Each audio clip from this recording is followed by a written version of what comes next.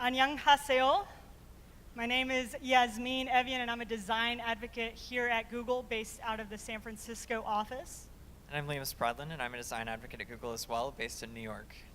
And we are going to be talking about defining your navigation, how to help you build and choose the best navigation for your app. A little bit about us. So Liam and I are, we're design advocates here at Google, but we have a lot of past experience building apps across different platforms, web, Android, iOS, you name it.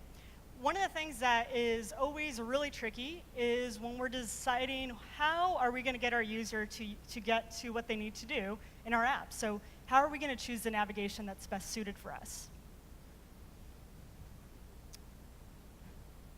And you might ask, okay, Yasmine, what is navigation? And all navigation is that it guides the user through different parts of your app. Right, so anytime you link two screens together, that's navigation. But choosing the right navigation patterns isn't always so straightforward. And one of the things that you want to remember when you're choosing your navigation is that you want to build it navigation based on tasks and content. So in order to determine what is the best navigation for your app, you want to think about what are the typical paths that your user might take, what are the actions they might perform, and what is the content that they need to see. And most importantly, you want to build navigation for people.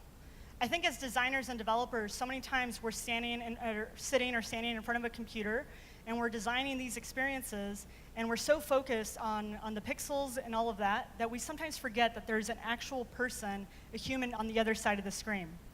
So you always want to remember that you're building it for people, and you're helping them navigate your app. So I want to talk a little bit about Pokemon Go. I love this app because it really actually takes the user context into the app experience. So here you're actually, you're putting digital components onto your environment that you're currently in, and the app is guiding you on what to do next. So one of the things that I love is that Pikachu is jumping up and down, and it's showing you, hey, I know you want to catch me because I'm an amazing Pokemon, you should catch me. And the Pokeball is moving up and down, showing you that you're going to have to flip the Pokeball on top of a Pikachu in order to catch it. So I just love this experience because it really does think about the environment that your user is in, and also what your user wants to achieve.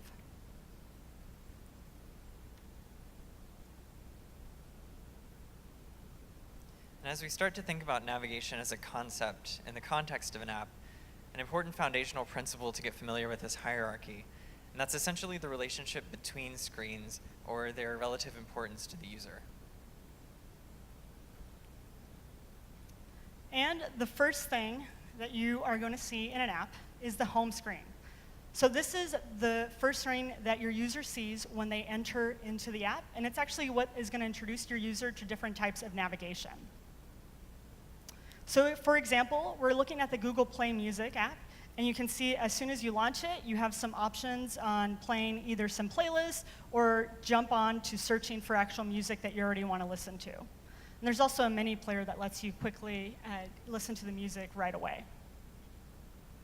And next is this concept of a parent-child relationship between screens.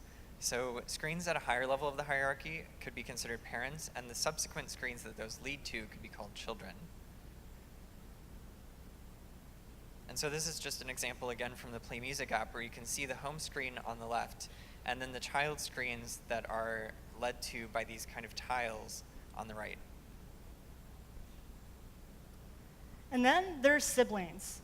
And so these siblings are screens that are scenes that have the same parent, and they have equal priority, and they usually contain many sibling scenes, and the navigation is lateral because they're on the same level. And here's another example of using the Google Play Music of some sibling scenes. So they're very similar, and they have the same priority. And then there are collections, which are kind of multiple child views that share the same parent screen. And some examples of those are the collections that you see inside the sibling screens that we just looked at. And there's also links. So links allow the user to move quickly between scenes that aren't necessarily in the navigation adjacently. So one thing is cross-links from anything within your app, and another link would be an example of getting to a certain item in the navigation from another app. So here's an example in the Google Play Music Store. As you are looking at your music library, if you were open the overflow menu and go to the artist, you would be able to go to the artist to find more music by them. So that doesn't actually follow into like a certain levels and patterns and navigation system. It just kind of links you outside of that. So the concept of navigation is kind of moving up and down between these levels, moving from child to parent, back and forth. You can kind of think of it as like the different ways you might get around this event venue, like the elevator, stairs, things like that. All right, so now that we covered the hierarchy and the levels and kind of laying the groundwork for you, we're going to be talking about navigation patterns and how to help you choose which one is best suited. So the first kind of pattern we're going to talk about is the tab bar. Tabs are comprised of a tab bar control and sibling views that make up the tabs themselves. Tabs are great for filtering, segmenting, or providing depth to related pieces of content. So in this example of a store app, you can see that tabs are used to segment out the different types of media that are available in that store. And these are just a few examples from Google Apps. You can see in the Play Music app, again, we're segmenting the entire music library according to various categories. In the Google Plus app, you're segmenting one specific destination into kind of your interaction with those collections. And then in the Play News app, you're kind of filtering your entire library of news. And when there isn't sufficient space to support tabs, side navigation is a good alternative. So side navigation, or the navigation drawer, slides in from the left and contains unrelated but equally priority destinations. It overlays the entire screen, and it is a great place for putting your navigation items. When you combine the drawer with another primary navigation component, like the bottom nav, the drawer can contain secondary destinations or important destinations that don't directly follow in the hierarchy from the bottom nav. So as you can see here, as we're looking at the Google Photos app, you have your bottom bar at the bottom, so it has some of your more primary destinations, the ones the user quickly wants to get to. But then when you slide in, you swipe, you're able to access the navigation drawer, and it has a bit more information like your archive, trash, or other destinations that are still important to the user, but they may not need to tap into right away. Another great thing about the navigation drawer is that it can reduce visibility or compacting the navigation away from the main content area, such as settings or help. So again, settings and help are still really important for the user, and we should give them access to those, but they may not need it in the content of the screens that they're in. Another thing you want to remember is that even though it's a navigation drawer, it's not a junk drawer. So don't put a bunch of different destination links in there thinking, hey, let's just keep them out of sight. No, that still makes it difficult for your user, and they can get overwhelmed. So the next navigation pattern we'll talk about is the bottom nav. And this is something that provides quick access between top-level views throughout the app. On Android, bottom bars are comprised of 3 to 5 specific top-level destinations, and by default, they have some special behaviors. So you can see in this animation, for instance, that the selected state for each bottom nav destination adds a text label and also emphasizes the icon, and this is done for a couple of reasons. One is that it saves room for localization of those text labels, and the other is that making the icon more prominent creates multiple visual cues that make the interaction more accessible. They're also persistent across every screen of the app, but there are cases where they can disappear on single-purpose screens. And one example of that is Google Photos. Google Photos, when you enter an album, wants to create a really immersive experience as soon as possible. So the bottom nav disappears on that screen. And then you open up the photo view, and that's as deep as you're going. So this is kind of showing that in cases where the users are only going one level deep, it's okay to hide the bottom nav. Importantly, bottom bars are not tab bars, so you shouldn't use swipe gestures to navigate between destinations.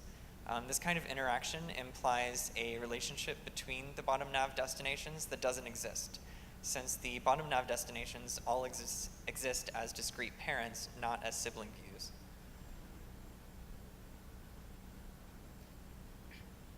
And then there's in-context navigation, which integrates into the app's content and is typically less linear. It generally relates to an action or leads to more detailed information. So some examples of the in-context navigation is that it can be a button, tile card, or other interactive components, separate from the explicit nav components. So for example here, sorry for the cropped image here, but example is showing the calendar app. So right now you are viewing your entire schedule and you're able to see it at a glance. Now if you were to open that event tile, you would actually be able to dive into more details about the event. And that's an example of in-context navigation. Another example of in-context navigation is this button in the Google Photos app. So as you can see, there's a review button where you can review the ones that you want to share some of the pictures, and that is shown within the content. So it directly relates to the content that's shown on the screen. One thing that I also want to point out here is that the bottom bar does disappear, and that's because you're not going any deeper into the hierarchy. Another really important thing about navigation, as you can see, is that motion guides the user to see what's happening. That's one of my favorite things about material design, is that it's all intended to really just guide the user into what's happening next, so they don't feel surprised and lost. I think it's a really important thing to keep in mind. So now that we've kind of covered a lot of the kind of explicit nav patterns on Android, we're going to talk about navigating back. So controls like the up button, the close button, and the system back button, which are all very important for the user, but which can be confusing at times. So I think a few simple rules will help keep you on track on how to build the experience of navigating backward. The first thing we'll talk about is the app button. So the app button navigates back up the hierarchy in chronological order until the user reaches the parent screen. Since the up button doesn't appear on the parent screen, it should never lead outside of an app. The up button is located in the toolbar in the top, so you can quickly navigate back to the parent screen. And next is the close button, which is typically used to dismiss transient layers of the interface or discard changes in a full screen dialog. And an example of that is what we just saw in Google Calendar. The event details screen is presented as a layer on top of the rest of the calendar, making the close button appropriate to dismiss. And then there's the back button. The back button is a system back button, so it exists outside of your app, and it navigates backward through time inside and out of your app. It also dismisses temporary elements like dialogues, bottom sheets, and overlays. So if you get lost, tap on that back button, you should be able to find your way back home. And just to illustrate this a little bit, I have a few examples here. You can see the close button on Calendar and also on Inbox in the middle there. But then when you look in Gmail, you can see the up button. And the reason for this is that Inbox, through motion and other interactions like over-scrolling to close, really builds that mental model that the email is a layer on top of the inbox and not a discrete child screen the way that Gmail does. And it's important to note also that the up button and back button behaviors can match each other since they're both chronological, but the difference is that the back button can navigate even outside of your app, while the up button always stays inside the app.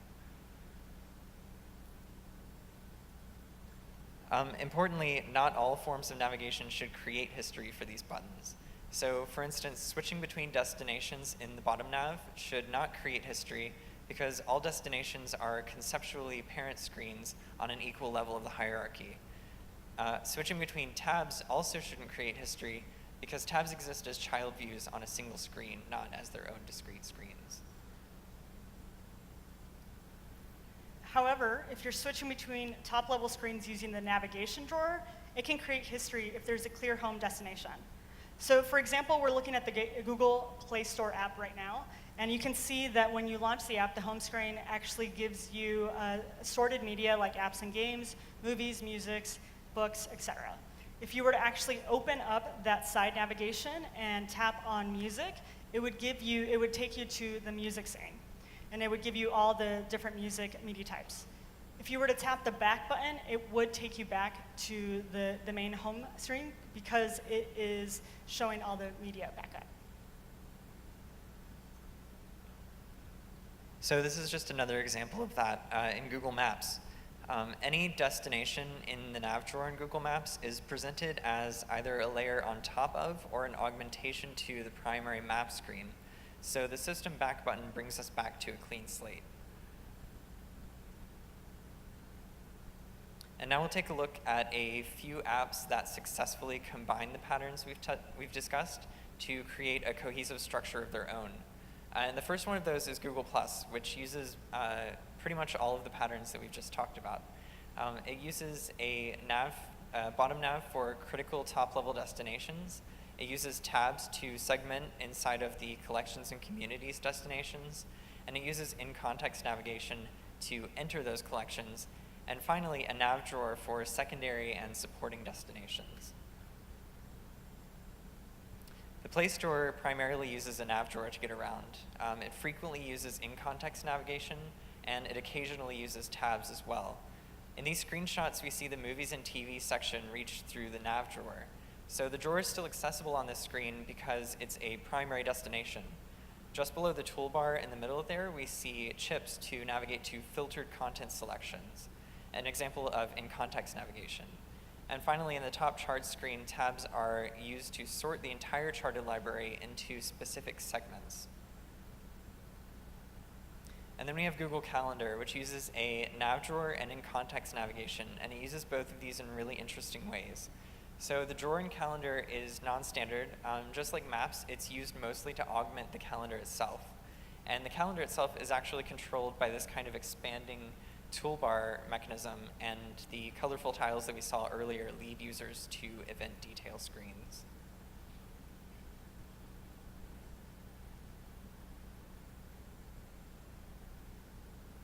And so we know that navigation isn't always so straightforward, and we'll be answering questions on the Ask the Speaker. So feel free to come and ask us more specific questions, and we can help you decide which best navigation to use for your app. And if you're interested in finding out more information, check out the Material Design Guidelines. It's a great resource which has all the different components, and it has even more detail than we could cover, as well as checking out our primer on Android navigation. It is very detailed, and there's some emoji in there that you threw in there, Liam, so if you enjoy emoji, you'll enjoy that too. And it has all of the different navigation tabs in one document, so you can quickly access the information that you need. And check us out at youtube.com/Google Design. So I want to thank you so much for having us. I'm, again, Yasmine Evjen, a design advocate. And I'm Liam Spradlin.